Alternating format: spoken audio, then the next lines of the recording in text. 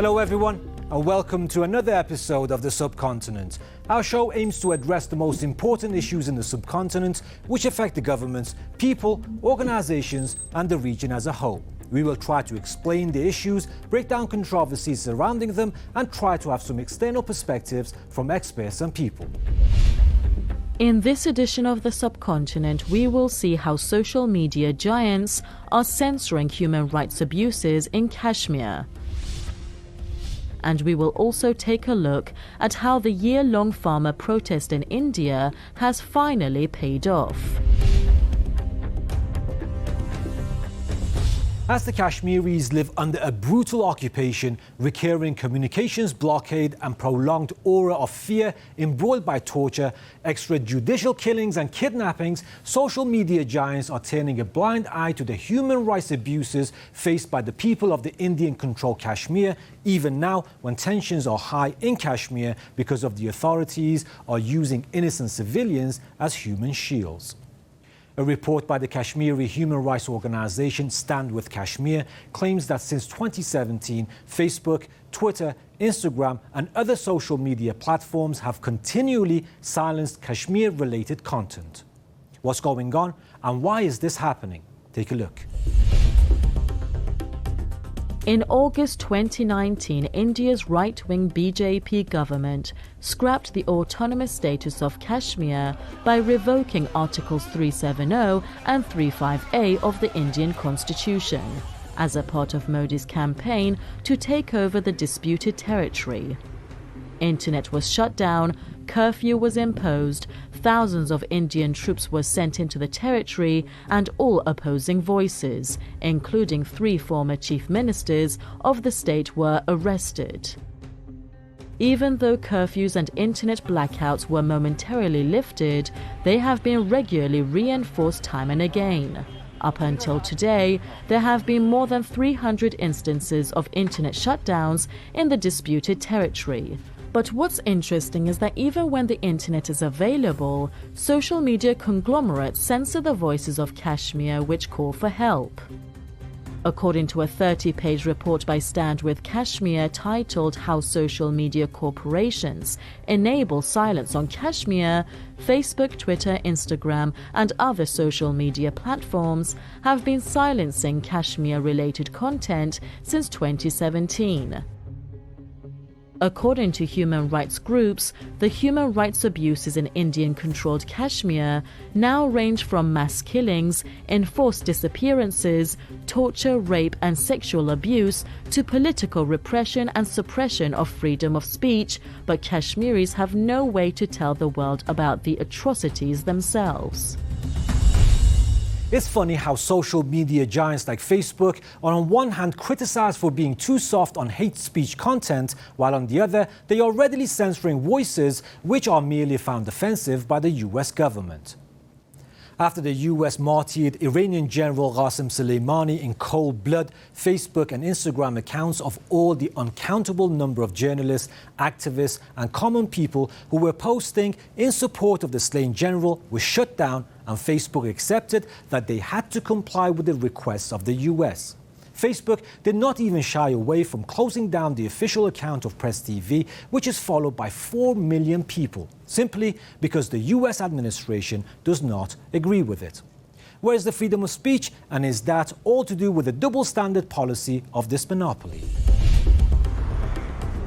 A former Facebook product manager raised the alarm over the not-so-free and safe Facebook.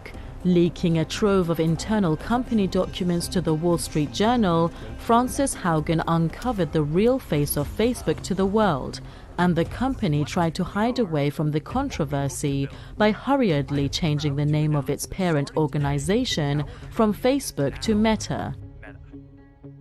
According to the leaked internal company documents, which are also referred to as the Facebook files, Facebook has been aware of hate speech and calls for violence against groups like Muslims and Kashmiris, including posts of photos of piles of dead Kashmiri bodies with glorifying captions on its platform in India, but still none of their publishers were blocked. The leaks also reveal that for the past 3 years, Facebook has also been conducting internal research of how Instagram affects young users, and Facebook's own findings were that Instagram is harmful to a large portion of young users, where teenage girls were among the most harmed. Researchers within the company reported that we make body issues worse for 1 in 3 teenage girls. Shockingly, this is just the tip of the iceberg. The papers provide revelations regarding topics ranging from toxic Facebook algorithms and dangerous artificial intelligence software to meddling in internal politics of countries and spreading false information. Now, to have more insights, we are joined by Mrs. Naeema Mahjoor, a columnist at Independent Urdu. First of all, welcome to the program, Mrs. Mahjoor. Now, a 30-page report by Stand With Kashmir claims that since 2017, Facebook, Twitter, Instagram and other social media platforms have continuously silenced Kashmir-related content. Now, do you think this is true? I think it is because it has also been confirmed by many international organizations, human rights organizations, as well as the journalist organizations, including Access Now and CPJ and others as well. Human rights organizations has also given report about this. Even in many judicial cases in India, the courts have also admitted it. There are also colleagues of mine in journalist fraternity and other social rights organizations whose social media accounts still remain closed until today, whether it is Facebook, Instagram or Twitter. And you might have also seen that more than 1 million tweets of the account holders were held since 2019. Which had a mere, mention of Kashmir. This has also come in the public domain now.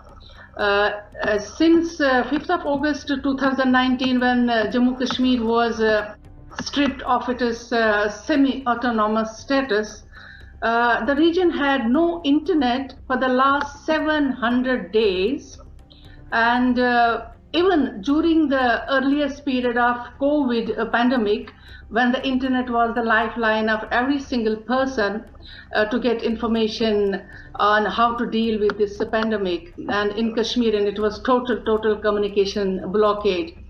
And then the majority of the population in Kashmir and Jammu and Kashmir, the whole region, considers these social media platforms, whether it is Facebook, Instagram or Twitter, they are certainly complicit with the government in Delhi in disabling the thousands of accounts or restricting the content if there is any mention of Kashmir. Even there was a recent survey by some social activists in Kashmir. They give number of 600 account holders who are prominent journalists, social activists, human rights activists, and they don't have these accounts working now because they are totally closed. And there are artists, actors, academicians who were raising voice across the globe. They are mostly the Kashmiri diaspora. They were raising voice on the appalling situations of human rights in Jammu and Kashmir. Their outreach capacity has been curtailed by these social media platforms. So because of these strict restrictions on local media, and then there's only one narrative of Kashmir story by Indian mainstream media, it was only the social media which common people have access to or can share their apathy. When you also deprive them of this digital right that's given to 8 billion population of the world, and you can realize the sense of helplessness, hopelessness Kashmiris are going through at this time. Now, dozens of people from the Sikh community also protested at the Facebook headquarters in California. They also claimed that Facebook and Instagram have been censoring content posted in support of the Indian farmers and about the Sikh community. Now, do you think there's a pattern to this? Well, you can find this pattern in every part of India now. I mean, where minorities are facing intimidation and harassment every day. There are many reports that accounts and the content got disabled throughout the farmers' agitation in the country, which is now running for the last 1 year. Recently, you might have seen the news, those viral videos also of Tripura, which is in northeast of India. And two social media handlers, including journalists, were slapped with the FIRs for tweeting ground reports on attacks on minorities and their religious places in Tripura. Some were arrested also, and there are many journalists which are still behind bars in Tripura. They haven't got even bail yet. Internet access was shut down there in Assam and Tripura, and still many are denied access to social media platforms. And then you might have also gone the story about this Amravati in Maharashtra, where Mumbai is the commercial capital of India, and there internet was shut down, social media was totally, shut down. There were restrictions all over media, and it's hard to get another shade of the story when you have got only one side of story from the mainstream media, which they get from the government itself. Mrs. Mahjoo, I forgot to ask, why is Facebook censoring content in Kashmir in the first place? I don't have any answer for that, to be honest with you. I think this question needs to be asked to these social media platforms, because why are they taking sides of the governments?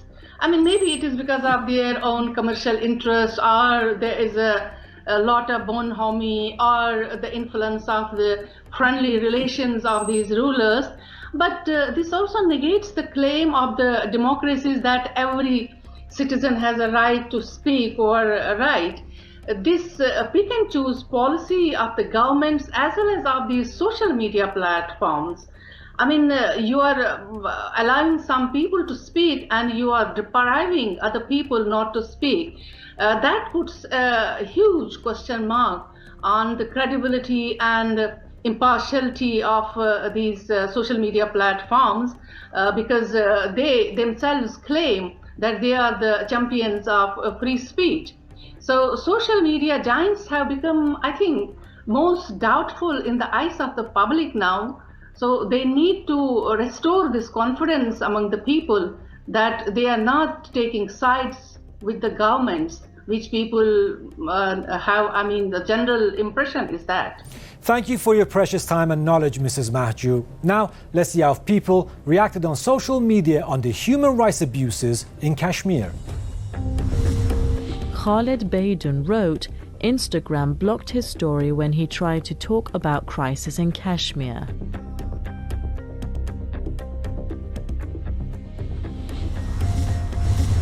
Samir Yasir mentioned that the brutal killing of Shamima was underplayed by newspapers.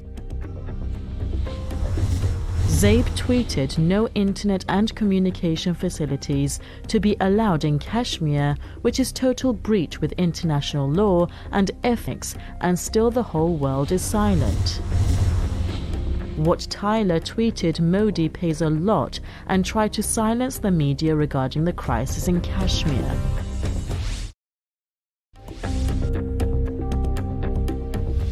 In 2020, the BJP government, led by Prime Minister Narendra Modi, passed 3 controversial farm laws which sparked massive protests in the country. These laws essentially loosened rules that have protected India's farmers from the free market capitalists for decades. After a year of non-stop protests, the hard struggle of farmers has finally paid off. Modi has announced that the laws will be repealed. But what is it that led people to get angry with the laws in the first place? The 3 laws being talked about are the Farmers' Produce Trade and Commerce Promotion and Facilitation Act, the Farmers' Empowerment and Protection Agreement, of Price Assurance and Farm Services Act, and the Essential Commodities Amendment Act. These laws, which were introduced in September 2020, were met with widespread angst and widespread disapproval from farmers, who took to the streets to launch a robust protest. The laws were basically meant to deregulate the sector, allowing farmers to sell produce to buyers beyond government-regulated wholesale markets, where growers are assured of a minimum price MSP. This would mean that small farmers would be put up against big businesses who would then ultimately negotiate prices according to their own holding power, and free market prices would mean that farmers would also lose out on price support for staples such as wheat and rice. The protests, which started off in Punjab, ultimately spread like wildfire. Protesters joined forces together on the streets in a year-long rift with the government, something which is being called the longest agrarian movement in independent India. The protesters were prepared for the long haul right from day one. They set up camp, had trucks full of food and water, and a zealous spirit which kept them united. It is said that after 1 year and more than 700 lives lost during the protests, the protesters have finally won. However, laws are yet to be repealed in the parliament, and let's not decide everything at the drop of a hat. The farmers from Punjab, who predominantly belong to the Sikh religious minority of India, were the first to grasp the danger when Parliament passed the 3 controversial bills in a great hurry, without a discussion or taking farmers' unions into confidence. The Sikhs since led the farmers' protests in India. Interestingly, Modi made the announcement of backing down from his decision on the occasion of birth anniversary of Sikhism's founder Guru Nanak, whom the Sikhs all around the world follow religiously even after his death. The Sikh population consists of almost 30 million people around the world, and between 22 million to 28 million live in India. Of those who live in India, around 80% reside in North Indian state of Punjab, which borders with Pakistan. The announcement comes few months before key elections in 5 provinces of India, one of which is Punjab, where majority of the population are Sikhs. The government BJP party is performing poorly in Punjab, and where earlier farmers had made it almost impossible for BJP leaders to campaign or even hold meetings with their workers in the state. The party is now expected to take credit for undoing a mistake and deciding to bow down before the farmers as it aims to woo the Sikhs, who form the majority vote bank in Punjab. That's not it, however. The Sikh community have had their own differences with the Indian establishment and right-wing organizations in India. From the Golden Temple massacre in 1984 to the present situation of minority rights, the memory of Sikhs in India is etched with a series of tragedies. Before independence, Sikhs had an empire of their own, and after independence, due to the ill treatment faced by their community, the Sikhs started demanding for a separate homeland of their own, what was called Khalistan movement. Commentators claim that Modi is afraid that these protests could spark separatist sentiments in Sikhs. Modi's announcement comes right after Sikh community held a referendum in London on the question of whether Indian-governed Punjab should be an independent country. Thousands of people participated, and more referendums are to be held in Canada, EU and other cities of the UK. Now, to have more insight, we are joined by Mr. Anwar Rizvi, a South Asia analyst. First of all, welcome to the program, Mr. Rizvi. Now, could you please tell us why the farmers were unhappy with the farm laws in the first place? Okay, I'm not going to go too much into the nitty-gritty of the law itself, but I'm just going to give you a general overview of why the Indian government thought that the laws were necessary and why the farmers then rose up against the laws. So basically, India, despite all the technological advances and all the industrial advances that it has made in recent years, it is still a largely agrarian economy. Large parts of the Indian population still rely on agriculture as their main source of income. And particularly in the province of Punjab, which is almost entirely an agricultural state, agriculture in Punjab is not just an occupation, it's actually a way of life, it's part of their culture. And there have been practices that have been in place for decades, for centuries, and they work quite well for the farmers. Most of these farmers are not big farmers. They have small holdings, very small farms which they farm on. A lot of these farmers are not particularly literate. They don't fully understand the markets. They don't fully understand the supply and demand economics.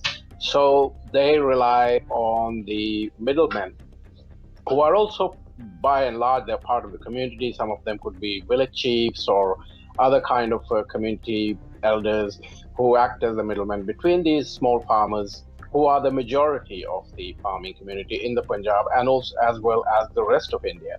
And these middlemen then help the farmers get their produce to the local markets, which are called the mandis, where they're then sold to the wholesalers. And also these middlemen will take care of the farmers by providing them loans when the crops have not been too great and the farmers are in need. And so therefore these middlemen don't just help these farmers get their produce to the market, they also help them in many other ways.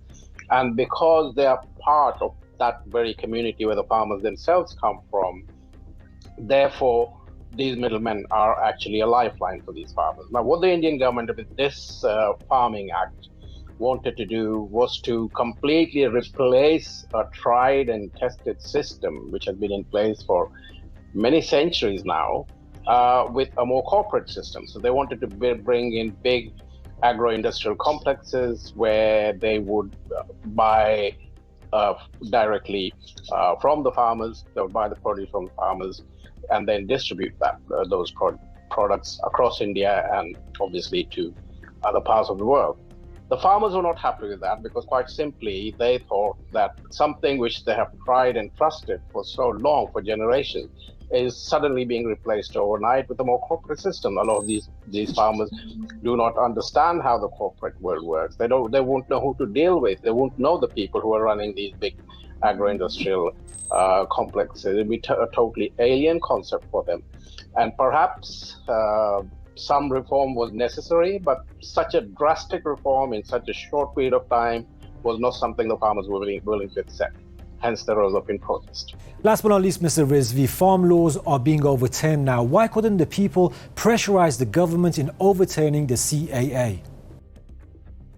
That is a really, really good question, because the CAA unfortunately does not impact the overwhelming majority of the Indian population, the Indian citizens. It impacts people who have come from other countries into India. And the law itself is very discriminatory because it blatantly excludes Muslims from applying, Muslims who come in from other neighboring countries into India as refugees or asylum seekers or as workers, and it excludes them from applying for Indian citizenship on the basis they are Muslims. Thank you for your time, Mr. Rizvi. So glad to have you on the program. Now, let's see how people have reacted on social media on farmer protests in India. Claudia Webb MP, a Member of Parliament for Leicester East, has appreciated Indian farmers and believes their protest is an example to the world how injustice must be defeated. Spiritually speaking, believes there are many lessons to take away from the Indian farmers' protest, for organizing, for justice and for individual happiness. Zara Sultana MP wrote a tweet about Indian farmers and mentioned that the will and determination of Indian farmers forced Modi to repeal his anti-farmer laws. And that was our episode about censorship in Kashmir and farmer laws in India. We hope you enjoyed the episode. If you have any comments, concerns or feedbacks, please let us know by reaching out to us through our social media platforms. We will meet again, same time, same day next week. So till then, take care.